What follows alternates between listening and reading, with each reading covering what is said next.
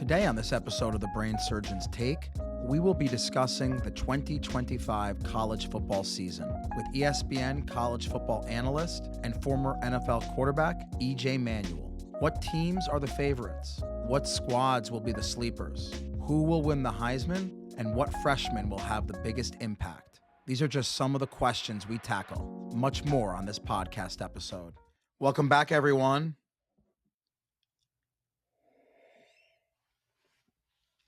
Here's my take on E.J. Manuel. He's the ideal person to help us kick off the 2025 college football season. The wait is finally over, and it's already shaping up to be one of the most unpredictable years we've ever seen. We've got dynasty programs trying to hold the throne, playoff expansion changing the stakes for everyone, and the transfer portal turning the offseason into its own kind of drama. If you add in NIL deals and a new wave of quarterbacks ready to make their mark, this season's storylines are as loaded as a Saturday night scoreboard. This interview with EJ gave me some great perspective. As a Florida State star, first-round NFL pick, and ESPN analyst, EJ knows exactly what it's like to be in the huddle on the biggest stage. And he's been following every move this offseason, from roster shakeups to teams that could shock the world. We're talking contenders, dark horses, Heisman hopefuls, and the games you can't miss. So whether you're a diehard fan or just love the energy of college football, you're in the right place. Listen up as we discuss the 2025 college football season. Check it out. EJ, what up? What up, my guy? How you doing, man? You looking good. Thanks, oh, wait, man. Before we start, where's the coffee mug? Because I already know it's coming. All right, there we go. 100%. Okay. I was going to wait for the first question, but hell. Right. There we go. That's one of the best things I've seen out in the podcast world. Seriously, like the coffee mug with like 20,000 pictures of you, basically, and which is pretty cool. Well, it's something for you to do on ESPN on your next show. You know what? I need to, but then I'm going to have to owe you some money. You know what I mean? Now we got to talk percentages. You can be like, hey, EJ, I need 50%. So, man, I'm trying to save my coins as I can, my guy. Well, listen, man, it's awesome to have you back on. This is like an annual thing we do. I'm excited to talk about the 2025 college football season. So many storylines. Can't wait to get your expert opinion. Yeah. Nah, let's do it. And, it's funny. This time last year, I was in, excuse my mess behind me. I got a whole TV set behind me. I was in Ireland this time last year getting prepared for the Florida State Georgia Tech game. And we still did the show, which was great. It's just cool. Now I got a promotion. We were talking about this before we started the pod. Got a promotion now, so I'll be on the studio show all day Saturday with Joey Galloway and Matt Berry. So very excited to start that. I'm actually flying out tonight. Going to do some coverage for week 0 for the Iowa State-Kansas State game. So staying busy, man. Glad the season's back. No, I love seeing you rise up the ranks up at ESPN. Well-deserved. No one more deserving. And I'm sure this is just the start of your meteoric rise, man. So it's awesome talking to you. And thanks for making time for the pod. Obviously, like we talked about, you're so busy. So yeah, it's all good, man. Appreciate that. Thank you. Well, I'm going to kick it off with the biggest question of them all. I'm just going to ask you, who's going to win the national title this year, in your opinion? Ricardo. Man, it's a great question because I think there's 8 teams that have a real shot, which in some years, Rick, you know this as a fan, like there might be 2, there might be 3, maybe 5 max. But I think what we've seen with the college football playoff, that even if you're a team that's, let's say, 10th or 11th of getting in this deal, you can get hot like Ohio State did and find a way to win a championship. So it's hard to pick one right now because we haven't seen actual games. But I'll tell you 3 that I think have a great chance. Clemson certainly has a great chance out of the ACC. I think, oh, cool, a little thumbs up. That's sweet. They have a great chance because their defense is really good, not even because of their quarterback, Cade Klubnik, although he's an All-American. He's going to be great, probably top 10 pick in the draft. But their defense is really, really solid. I think Ohio State will have chances if they can kind of get through, the gauntlet of the Big Ten.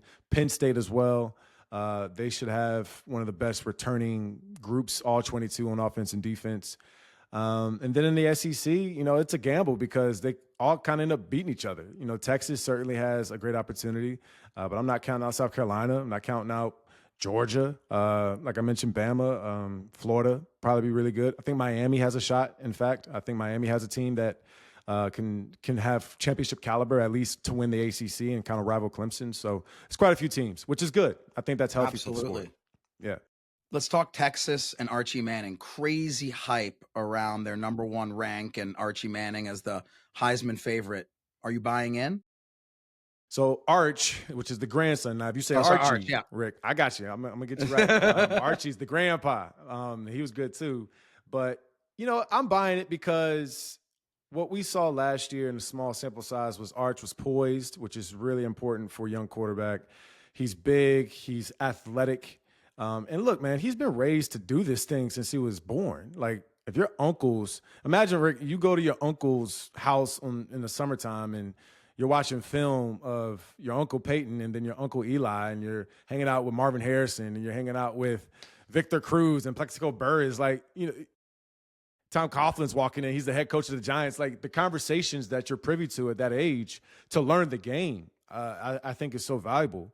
I hope my son, if he wants to play football, I would love to have something like that for him too. So the fact that Arch has grown up in it, and that he also has sat for 2 years, which is huge. And I don't think people talk about that enough, where you see players stay in the system for 2-3 seasons before they actually start. And that was the old way of doing it back in the day when, even when I was coming up, like most quarterbacks redshirted or they didn't play into their sophomore, junior season. And now this is his redshirt sophomore year. And he got a great team around him. So I actually expect Arch to hit every goal that people are making for him, but they certainly have a great chance to win a lot of games.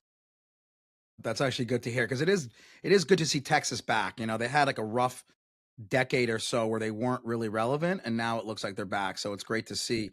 You also mentioned how the Buckeyes could potentially repeat this year, but they got 2 new coordinators and they have a transfer quarterback. What are your thoughts on them reloading? So it's good that they have a new quarterback with new coordinators, because now there's no real, hey, we did this last season, or hey, granted, Brian Hartline, the offensive coordinator at Ohio State, he was on the staff. He was coaching receivers there for a long time, has had a great run of guys that have gone on to have successful NFL careers. And then also Matt Patricia coming from the NFL. He's going to be the defensive coordinator. Jacob Hester and I, we host off campus on SiriusXM Channel 84. You guys can listen 3 to 6 Monday through Friday. We had Coach Patricia on during the Super Bowl coverage, and he was excited. Obviously coming off of a championship team like Ohio State, that's great, but I really think he's going to help them a lot.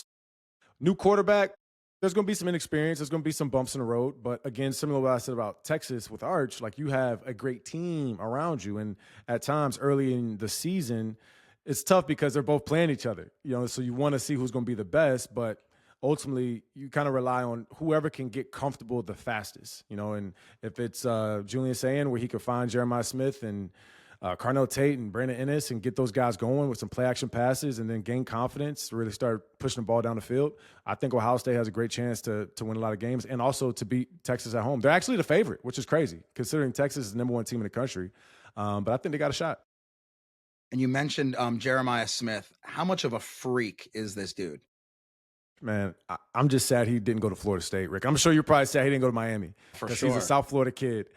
He's a freak. I mean, he reminds me a lot of Julio Jones, somebody who I played against in the NFL and also came out of high school with. We were in the All-American game, the Under Armour All-American game back in 2007 together. And he was a freak, like just 6'4", 225 pounds in high school. I was big, but like, he was big and fast and strong. And so Jeremiah Smith just kind of embodies the physicality, but then he also has the finesse. He has the hands. He has the vision. He has the speed. You hate to say somebody's perfect because nobody's perfect beside God, but like, he's if he was a draft eligible guy, everybody's saying he would have been a number 1 pick as a true freshman, Rick. So, I mean, that should tell you enough of how special he is. And again, the tutelage of getting coached by Brian Hartline and playing in Ohio State, which has been wide receiver U for the past, 8 seasons maybe. His future is limitless at this point. What about Penn State? They had a great run last year, incredibly talented, but they have a new DC. What do you think about their chances this year? Got a great chance. And you know what? Penn State is in now or never territory. And it's because a lot of those guys who were juniors or sophomores last year, They stayed. They didn't go into the portal. They have two running backs, Nicholas Singleton and Katron Allen, who technically probably could have transferred, went anywhere and made over, $1.5 million, $2 million to be starters, like full-time starters. But they're sharing reps. I mean, both guys go for over 1,000 yards any season, and they stayed. Drew Aller stayed. Dennis denied Dennis Sutton, who's a defensive end, opposite of last year's Abdul Carter. He's there still. They go into the portal and bring in some really good receivers. They have a great chance. And then they got the home field. That's going to be the big key, too. Like, you just got to own home field, which they always do with those whiteouts up there in Happy Valley. So, similar to what I said about the other teams. They got a great shot. But I think for James Franklin, he needs to get the monkey off his back, because I got recruited by James when he was at Kansas State, so I know him well. But media narrative is that he can't win big games. I don't really buy it. But then if you look at the numbers and the stats, it kind of shows up that way. So I think that's more on his team than it is him as a coach. Yeah, a lot of pressure on them. And early on, you mentioned about Clemson. What do you think about Clemson really focusing on their internal development, looking at like Cade Klubnik, and not really doing transfer portal as much as other teams, if at all, and still being a national title contender? Well, what a luxury for Dabo Swinney and his staff to be able to, really recruit at a high level and still bring in great talent from out of state of South Carolina. Like Cade's from Texas. He could have went to Texas. He could have went to USC. He could have went anywhere, but he chose to go to Clemson, and he chose to stay at Clemson. The retention there that Dabo's had is fantastic. The way he goes about his business, and also the way he develops those young men off the field, like you mentioned, is really rare, in fact, to see. There's not a transaction at Clemson. There's like family, there's love, there's ways of going about your business. There's like a Clemson way. And that's why they've been able to kind of stand the test of time the past 15 seasons of always being really good or just being the best in the ACC. And I think that's going to continue this year. Michigan, lot of noise, sanctions from the NCAA, new quarterback, Bryce Underwood. Talk the Wolverines. I'm not so sold on Michigan yet. The whole thing off the field with the Connor Stallions cheating scandal and Sharon Moore, the head coach, getting suspended, I believe, an extra game or two, because they already had like two implicated suspensions during the offseason. But then the NCAA came down with the ruling, like we all saw. I got to wait and see. They really overachieved considering they didn't have a quarterback last year. And I know that sounds awful to say, but truly they just didn't have a consistent player at that position. And they still, in spite, won 8 games, beat their biggest rival, Ohio State, who won a damn championship. So they certainly still have great pieces. Now, the defensive line, 2 of those guys got drafted early. Will Johnson, a corner, he got drafted early as well. So they're going to replace some talent. But a school like Michigan, you usually reload. You're not really replacing. So, again, with the Bryce Underwood, high expectations. I understand the recruiting part, but he's a freshman. And so naturally there will be some moments where he may not handle the situations or make the right decision, which is, I've done that. Like, we all do that as young players. And so you kind of have to learn by fire at times, and that could cost them, considering how tough the Big Ten will be this year. A lot of names on the Heisman kind of front runner list, and a lot of them are quarterbacks: Manning, Klubnik, Simpson, Sayens, Sellers, even Beck, Aller. Who do you think is going to emerge? Give us your top 3 QBs this year, not only for the Heisman, but just overall. Overall, top 3 QBs, well, I would say Garrett Nussmeier out of LSU. He would be in that discussion. Cade Klubnik would be in that discussion. I like the kid Kevin Jennings at SMU. People forget about how good of a year he had last season. By the way, SMU went 8-0 in the ACC in their first year in the Power 4. That was pretty impressive. And Kevin Jennings, I don't believe, was like the full-time starter until maybe a week or 2 into the season, because they also have Preston Stone. But he, I think, has a chance. Try to give you somebody off the grid. I'll go Fernando Mendoza, Miami kid, who's now at Indiana, was at Cal before. Talking to scouts, they love him. Like, love him. So his size, they do say, I've had a scout say he needs to get a little bit bigger. But beyond that, his ability to make some tight throws, his athleticism showed up obviously at Cal. And then he goes into this offense, with Kirk Cignetti and that team. He could have a chance if they win. I think the other key, too, with the Heisman, you got to win. And so you got to create big matchups for you as a team.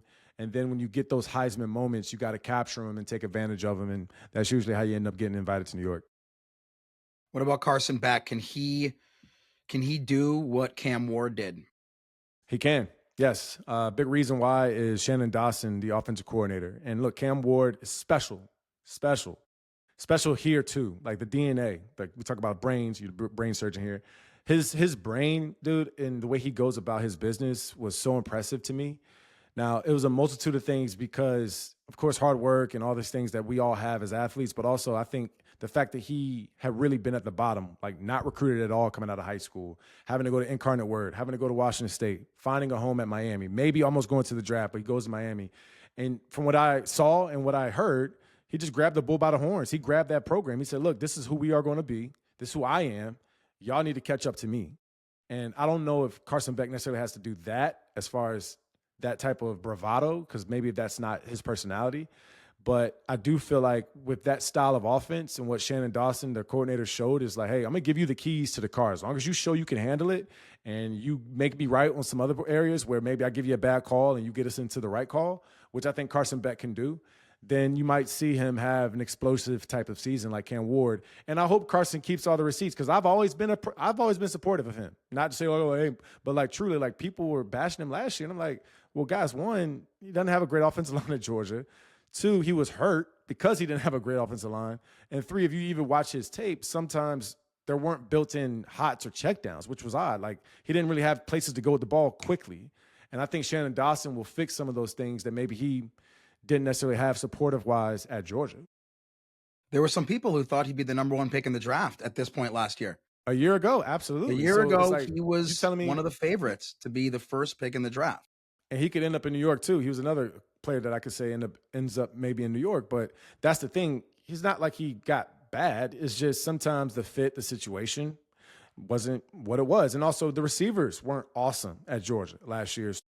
Not to say, hey, he could have did this, because sure, like he probably could have played a little bit better and made better decisions. But as a QB, man, when you start pressing, you start saying, hey, I got to make the play, you start doing things that the game will kind of bite you in the butt over. And then you get a pick or ball gets tipped and then you have a turnover and, you know, your defense doesn't make a stop. And that's where like the snowball sometimes kind of starts to grow and just becomes too big. Now, you mentioned Cam Ward not being recruited out of high school. I just want to go a little bit off the record here and talk about how, as a quarterback, your view, someone who played at Florida State and the NFL, how does someone as talented as Cam Ward, right? He didn't just become talented. He's always been that talented. Not even get a single star, not even a one-star recruit, and doesn't get recruited by any Division I school. How does that happen? Yeah. So again, the style, Cam Ward's high school football team, I believe was wing T or triple option. So when you have that style of offense, you can't throw the ball 30 or 40 times. You can't put the tape out there to prove to a Mario Cristobal or to a Mike Norvell or to a Jimbo Fisher when he was at Texas A&M, because Cam is from Texas, or to Steve Sarkisian at UT, that, hey, I can actually play. And so sometimes players do suffer from that, you know, I guess not their environment, but just the style of offense. That's why I say the fit is really important. It's even more important at the NFL because then everybody's good at the league. But in college, it happens too. So that's the, I guess, essence of how he really got overlooked. Because even when he got Incarnate Word, I remember him tearing it up there. I was like, man, first off, I didn't know what Incarnate Word was. I was like, oh, they got a football team, cool. And then I kept seeing his name pop up. I'm like, Cam Ward, okay. And then he ended up at Washington State. I was like, all right, this dude's pretty good. Okay. And then he goes to Miami and he blew the roof off. It's kind of crazy. Someone not recruited anywhere and then is the number one pick in the NFL draft. I mean, bro, how about wild. Baker Mayfield? Baker Mayfield, I want to say walked on Oklahoma. He might have been at Texas Tech first, and then I don't know what the whole scenario was, but it was a walk-on. He got a scholarship at first. Number one overall pick, won a Heisman.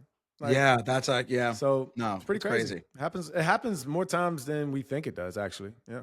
Yeah. I mean, just like you said, a lot of it's systems to really showcase your talent. The other thing, Rick, is that, you know, these recruiting sites, and they do a good job because it's a lot of kids, but sometimes coaches or even recruiting sites get caught up with the 6'6", 280-pound defensive end, or, you know, Aaron Donald, for example. Aaron Donald's not the height, weight measurables coming out of high school. He ended up being one of the all-time greats in the NFL.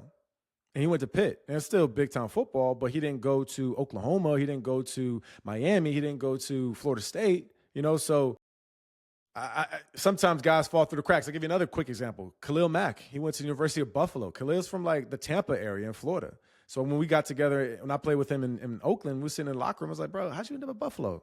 And he's like, yeah, well, nobody recruited me. I was like, where you from again? He's like, Tampa or somewhere near Tampa. I was like, wait. You from Florida? You know what I mean? And so I'm thinking like, Jimbo, how you miss this guy? So yeah, I mean, it's a part of it. You think how much Florida State, Miami would have killed to have Khalil Mack? I mean, absolutely, such a beast, such a physical. Last one, I'll use another one. So Jarrett Verse, Florida State all-time great defensive end, just won Rookie of the Year on defense in the NFL. He was unrecruited or recruited lowly. He ends up at University of Albany, plays well in a couple of non-conference games against Power 4 opponents. Put the tape out there, transfers to Florida State. Rest is history. Unbelievable. It's all about capitalizing on that moment. That's it, brother. What about Alabama? Down year for Alabama. First time a down year in 15 years. Do you expect them to bounce back? And especially with their quarterback battle, what are your predictions for them this year? Everything I've heard around Ty Simpson is positive. I've heard people even say he's better than Jalen Milroe. We'll see. I think Milroe probably is just a different style of quarterback. Obviously, you know, the dual threat ability that a lot of QBs don't have. Like Jalen Milroe has like a Lamar Jackson effect in the sense of speed and being able to move around, Jaden Daniels, those kinds of guys. But a lot of it will rely on Ty Simpson. They also get Ryan Grubb back as their offensive coordinator. He was previously with Coach DeBoer at Washington and a couple other stops. But they still have one of the top receivers in the country, Ryan Williams. They got a very good defense. I think their entire defense will probably play on Sundays. Yeah. So when I think of that matchup against FSU in that week 1, I think my nose got a shot. But I do know that they're going to have to be really sharp because the defense for Alabama is probably going to be their keynote. And anytime the defense is like the lead part of those types of teams, they usually win a lot of games. And you mentioned, Bama versus the Noles. I love this new week 1 huge just matchups between these huge names: Alabama, Florida State, Miami, Notre Dame, Texas, Ohio State. Is that something that's going to continue in the future? Just massive matchups week 1? Interesting you asked that because the news came out yesterday that the SEC is now going to go to 9 conference games. So the effect from that will be, does that take away some of these non-conference matchups early in the season? Because if I'm in the SEC, does it really do me an advantage to play Clemson? Does it do me an advantage to play a Big Ten team when I'm going to already play 9 really good teams in my own conference? But I do hope it continues. I think it keeps certainly the fanfare in there. And there's games that matter, at the beginning of the season and at the end. Now, if you lose this week 1 game, all is not lost. You still have a ton more football to play. You can still win your conference. You can still stay in the hunt to be a top 15 team or top 12 team, which is what you need to get in. But it is fun. I mean, some of these matchups are going to be nuts. And I guess for us as college football fans, I think that's really what it's about. It's about giving more of the fans opportunities to enjoy it, the entertainment aspect behind it, and kind of putting some real good teams on notice. Like, all right, are you good? Now the thing is, we got these top 10, top 15 teams, but they all got new quarterbacks. Most of them do. So there's going to be some teams that are in that area that it takes them a little bit of time to get the engine going, and then there's going to be others that from week 1 they're rolling. Now you talked about Penn State being on the hot seat, not being able to win big games, kind of a do or die. What about USC and Florida State? Do you feel like your Noles are kind of on the hot seat? Such tradition, powerhouse for decades upon decades. Had a little bit of a rough time last year. What do you feel about the Noles this year? Yeah, an all-time terrible season. Can never go 2-10. 2-10 can never be synonymous with Florida State football ever again. Head coach Mark Norvell, he knows that. USC didn't have that bad of a season, but certainly not to the standard that USC fans are used to. You think back to like the Matt Leinart days, Reggie Bush days when they were really competitive under Pete Carroll. So I'll hit Florida State more because I expect them, of course, to be better. I do think the coordinator changes will be helpful. I think some of the players they brought in from the portal, like Tommy Castellanos and Deuce Robinson, those are good pieces that fit what Gus Malzahn, the coordinator on offense, wants to do. But my big thing is, well, how do you lose? Because I felt like at times we quit last year. And as an alum, that's hard to watch. You know, I can understand you losing games, but I won't understand you not putting out great effort or waiting for somebody else to make the play, or not having a leader step up and kind of grab guys by like the face mask and say, hey, get your stuff together. And that's what we did when we were there. And I'm not saying, hey, y'all need to be like us, but I think that's just a part of our DNA, you know, at FSU. So that was something that I'm hopeful is coming back this year, and certainly that competitive edge. Yeah, it's definitely a better season when you got Florida State in the mix. Everyone knows that. Yeah. So, You know, but you know what? Beyond them being good, Rick, it's also important for the ACC. The ACC is always trying to play, hey guys, we're good too, type deal to the SEC or to the Big Ten. Fair or unfair, that's just how it is. And that's why it's important for Clemson. It's important for an SMU. It's important for even in North Carolina. They play TCU. Damn sure important for Miami to win against Notre Dame. Florida State competitive, or maybe beat Alabama. Like, they need these. I think the ACC needs these non-con games more than the SEC or the Big Ten, because the SEC and the Big Ten will play top 25 teams in conference. The ACC may not. That's the tough part for them early in the season. That's why it's more important. Totally agree. And you mentioned UNC. Talk about Bill Belichick. What do you predict first year in college football? I was there last week, caught a practice, interviewed Coach Belichick. It was good to see him. I played against his teams 8 times in my NFL career. We might have won 2 out of the 8. Now, they did have a GOAT, Tom Brady, so that's a huge reason. But beyond all of that, he is going to coach the detail on these guys. I actually think Carolina's going to be good. I don't think they can win the ACC yet, but I certainly know they're going to beat some teams that they're not more talented than because of detail, because of situations. They're going to find different and multiple ways to win games. You know, even when we played the Patriots, there was a time we would call, what we call 23 personnel, 2 running backs, 3 tight ends. There's no receivers. So they would just get like really tight, condensed formations and just run lead, run power, like 40 times in a game because it was raining and the weather was bad, and they still beat you.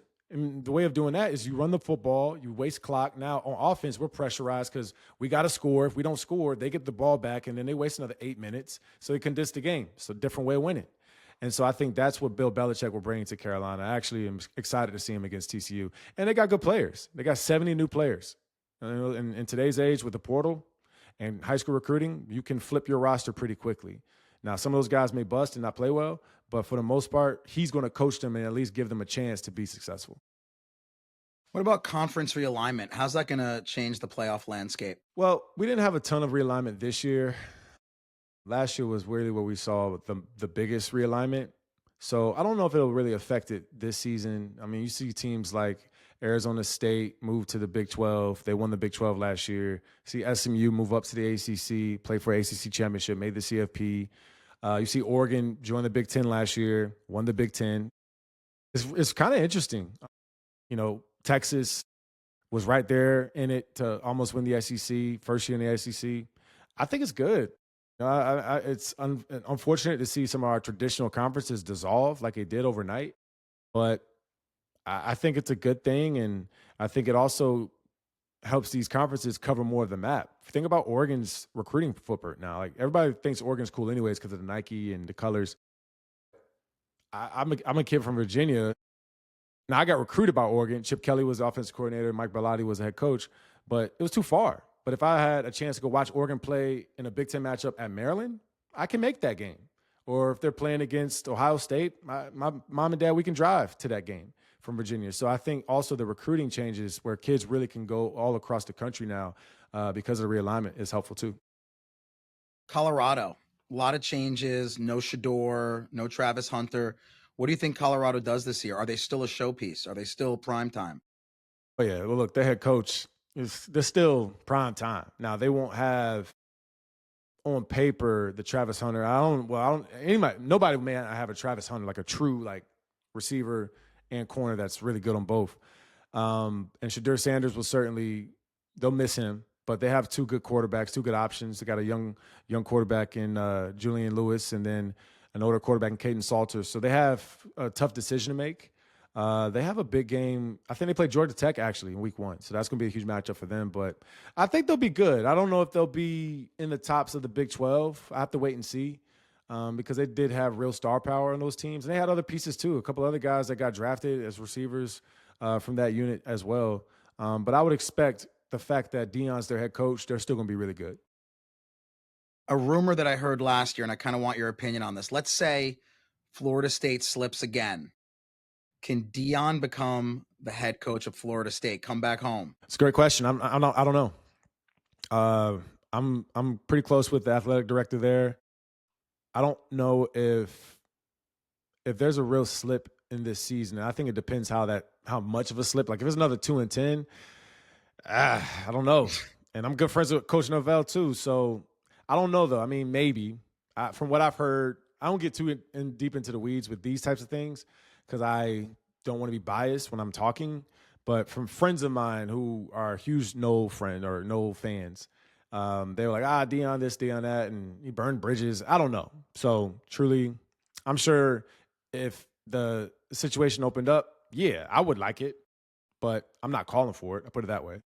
Yeah, it'd be cool to see Dion come back home. I mean, it would be. He would definitely reignite that program. But I mean, hopefully this year. Yeah, but look, Mike's going to do a good job this year too. You know, like yeah, I don't want to make it seem like I don't think his seat is hot yet, and I actually think you can't go 13-0 and then all of a sudden just fall off the side of the cliff like that, and that's just who you are. I actually really believe they're going to respond well and still be good this year.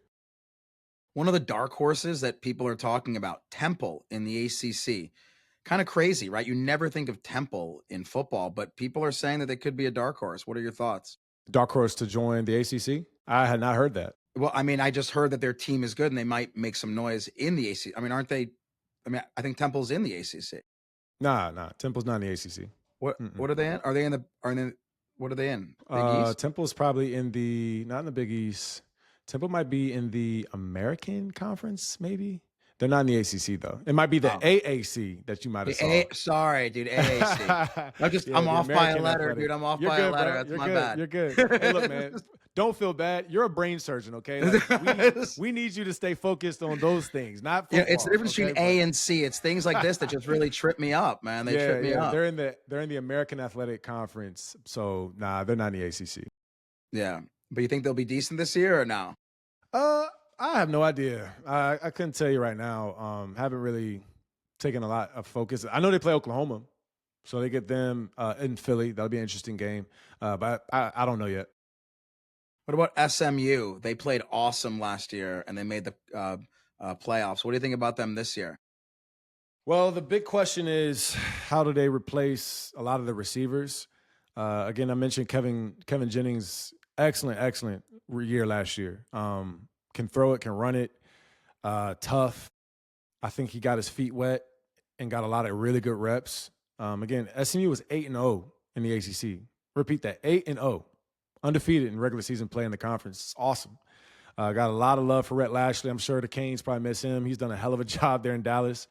But I think for them, now nobody's going to be shocked or surprised, right? Like, I think there was a little bit of surprise factor when you played SMU. Like, oh, damn, wait, they're actually really, really good. Whereas now they're going to probably be circled on 75% of their schedule. Like, people know, hey, we got to beat them to get to our ultimate goal. So with that, you got to be able to handle those situations, and I think they will. I think they'll be fine. They also got to get their tight end back, R.J. Maryland, and they bring back maybe 6 or 7 starters on their defense. So I think SMU will still be competitive. All right, man. Wrapping it up, predictions for this opening weekend coming up. Miami, Notre Dame. I'll go Miami. Wow. Okay. Yeah, I'll go Miami. At home crowd, Carson Beck's quarterback, new quarterback at Notre Dame. A lot of pieces on defense coming back. I'll take the Canes. Alabama, Florida State. I'll say Alabama, but this is going to be a 60-minute ball game. I would take personally the Florida State plus 13.5, I believe is the line. So I think Bama ultimately probably wins it just because, again, that defense puts a little bit of caution in me. But I think it's a close win if they do. Texas, Ohio State. I'll go with Texas. I think Texas has a chance to go wire to wire number 1 team. As crazy as that sounds, they're really good on defense. Not just the offensive arch, but like everybody's going to talk arch. Their defense they got like 3 All-Americans preseason on their defense, maybe 4. So I'll say Texas wins that one. EJ, look, man, always a pleasure. Number 1, talking college football. Number 2, catching up. And I just want to sum up for all our listeners, like, it's going to be a crazy year, a lot of parity. Just buckle in. It's going to be a great ride. But honestly, more importantly, kudos to you, your hard work, your dedication. Love watching you rise. Love watching you shine. This is only the beginning. All right. Love watching your success, man. Hey, so you know what? I would love to come back on the week of Florida State Miami. If you're doing an episode that week, absolutely, let's get back up here. Let's recap some of the season, and then let's actually put a nice little wager out there. Whoever loses got to pay for dinner, and we'll put that on the books. Well, I'm so tired of you and Myron browbeating me on text when we play. You know, it's like every time we play, I'm like texting you and Myron, and then Florida State goes up by 40, and it but hurts. Look, last year you didn't see any of us texting. Yeah, you guys were real quiet. We were quiet. We were quiet. But hopefully this year, where do they play? Do they play in Tallahassee? Is it in Miami? It might be. Let me see. I think it's in Tallahassee, man. Okay, I'm gonna try to look really, really quick. Yeah, take a look. Let me see. And what's the exact date? Because I'll mark that down for the pod. All right, let's see. I got Florida State schedule here. Miami. It's got to be November. October, actually. And it's it's in Tallahassee. Yep, it's in Tallahassee. So it's October 4th. In Tallahassee. I'll be in Bristol anyway, so I can't go to the game, but I would love to, get back on the pod. Let's definitely do a pod. Let's kind of, that's what it's about, man. FSU Miami, one of the biggest rivalries in the history of college football. Nothing gets better. Yeah. Well, let me add this too, man. You give me my flowers. Dude, thank you for all you do. Seriously. Like, you're saving lives. And so I don't know if the healthcare professionals really get the credit and the thank yous that you guys deserve, because I know it's a lot of long hours, and us as patients probably aren't the most patient. You know what I mean? You probably deal with a lot of personalities. So kudos to you and all the great work that you and your team do there at the U. And man, have a great fall, brother. Appreciate you. Well, dude, I would say this, man. Both you and I do what we love. And that's a win. It's not even you work. Find what you love. Amen to it's that. Not work. Not work. I agree. Well said. All right, man. My love to the family, all right? And we'll talk soon. Sounds good, right, Rick. brother. Appreciate you, bro. All right, man. Later.